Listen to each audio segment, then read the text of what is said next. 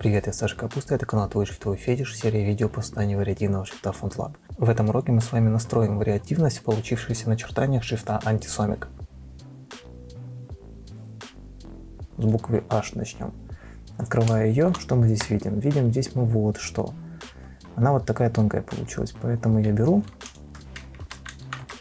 и делаю утоньшение. Пока, чтобы они нам не мешали вот так вот, их мы сейчас сильно хорошо видим, я включу им режим каркаса и сделаю их сервисными слоями. Теперь они ни на что не влияют и не мешают нам. Смотрим. 21, 20.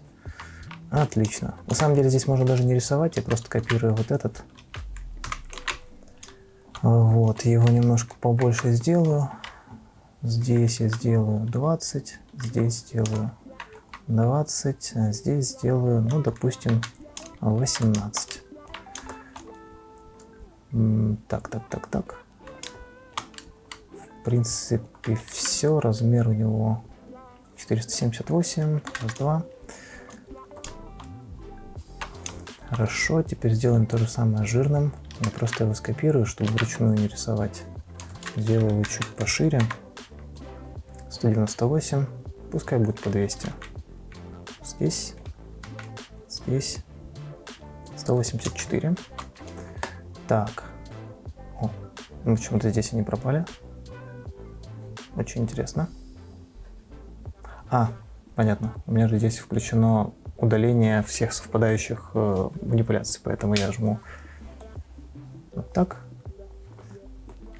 И сейчас добавлю этот символ обратно. За кадром я добавил недостающие контуры и также нарисовал буквы, которых у нас не было. То есть вот у нас экстра жирное начертание и тонкое начертание. Это оригинал. Вот здесь у нас есть такие зеленые штуки, они нам могут мешать в процессе работы, поэтому мы их можем либо отключить визуально, то есть они никуда не денутся, но они будут. Но они все равно немножко видны на фоне. И это происходит почему? Потому что это хинтинг. Хинтинг в этом шрифте был изначально, и мы его потом будем делать заново, поэтому я его сейчас просто удалю. Для этого мы заходим в Tools, Action, находим вкладку Hinting, открываем ее, и вот здесь есть пункт «Удалить хинтинг». Ставим галочки для всех мастеров, для всех глифов, жмем Run, они у нас здесь пропали. Все окей, нам больше теперь ничего не мешает. Это, в принципе, тоже можно удалить. Ну, это уже не важно, это не так сильно мешает. В общем, вот у нас готовая буква, вариативность у нас работает. Вот. Плюс за кадром что я сделал? Я добавил еще несколько глифов на фоне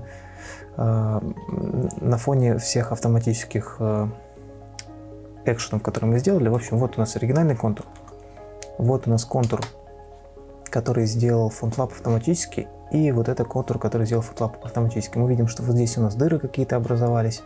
Вот здесь, например, контур наезжает друг на друга, вот здесь тоже не очень хорошо, очень жирнит все, тут надломы какие-то, и вот тут вот все очень плохо. В общем, я добавил это все в маску и, скопировав контур оригинальный, я просто его немножко подвинул так, чтобы у меня получилось вот это. Как видите, уже результат совсем другой. И то же самое здесь. Я взял и дорисовал недостающий элемент. И теперь вариативность у меня работает. Поэтому, если я вот так сравню, вы увидите, что отличия между ними есть. И при этом вариативность у нас работает. Во-первых, я вижу это по зеленому цвету, по наличию слоя instance, включаю текстовый режим, и теперь могу вот так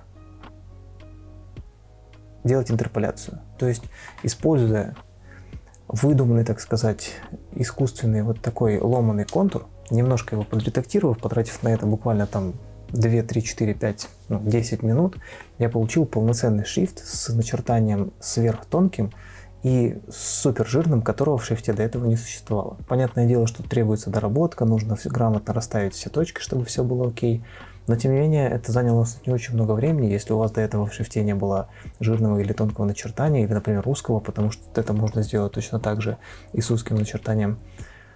Результат будет окей, и все будет очень даже неплохо выглядеть. Вот так выглядит жирное начертание шрифта Antisonic.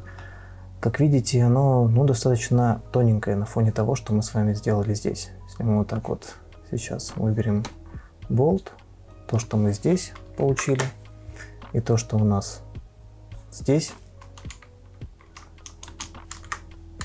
это разные вещи. То есть в целом таким образом можно сделать все, что угодно с вашим шрифтом.